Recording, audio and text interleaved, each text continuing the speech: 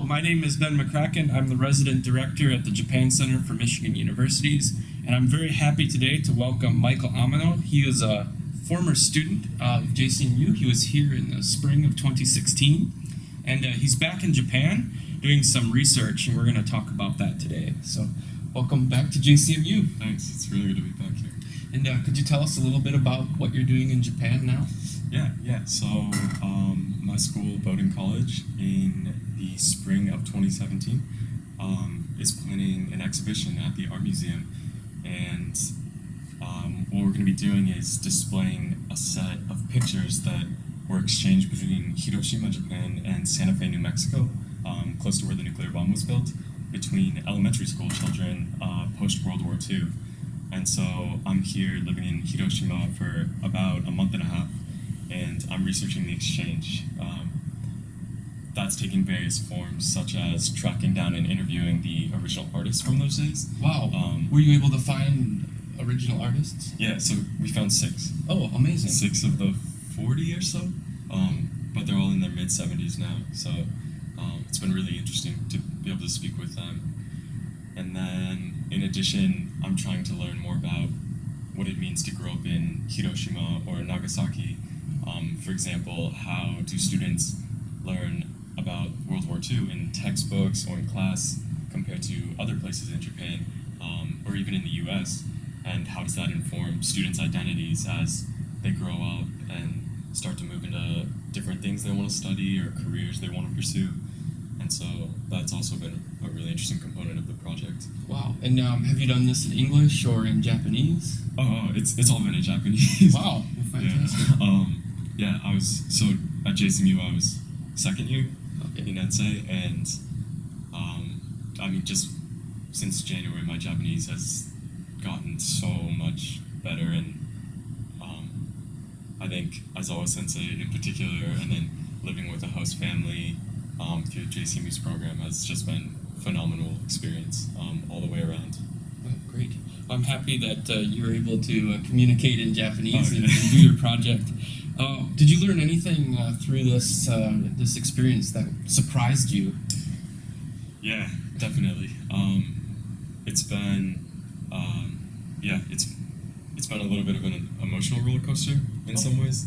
A really good learning experience, but maybe before I came to Japan and the first time I went to the Peace Park, for example, I was kind of perplexed about how does my identity as an American, in particular as an American of Japanese heritage, fit into this larger picture of the bombing and the war, and then like post-relations between Japan and America after the war. And I think speaking with Japanese people, whether they be elementary school students or people in their 70s, they're also interested in how I see myself fitting into this picture, how they themselves fit into this picture, like what does it mean to interact with an American, and to be having these conversations with somebody who maybe has a really different perspective or was brought up looking at them in a different manner.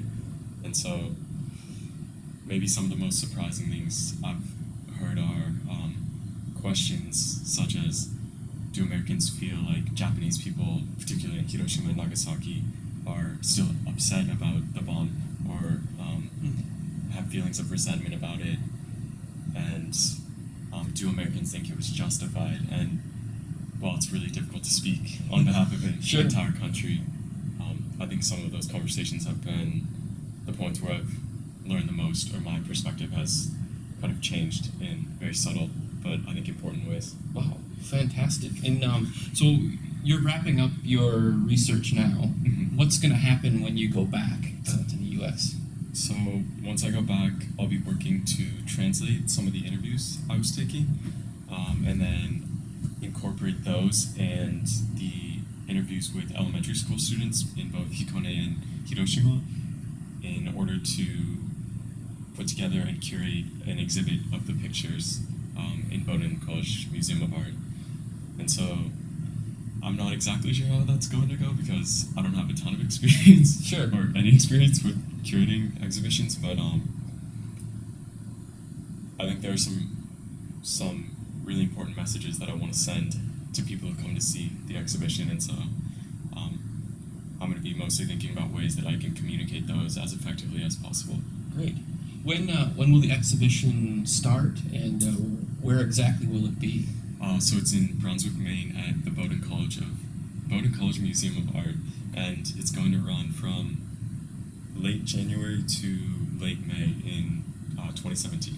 Great. And I'll add that in Hikone we're helping Michael by distributing questionnaires to elementary schools in Hikone. Yeah. And, hopefully we'll get some really good feedback that you can compare with what you've learned. Yeah.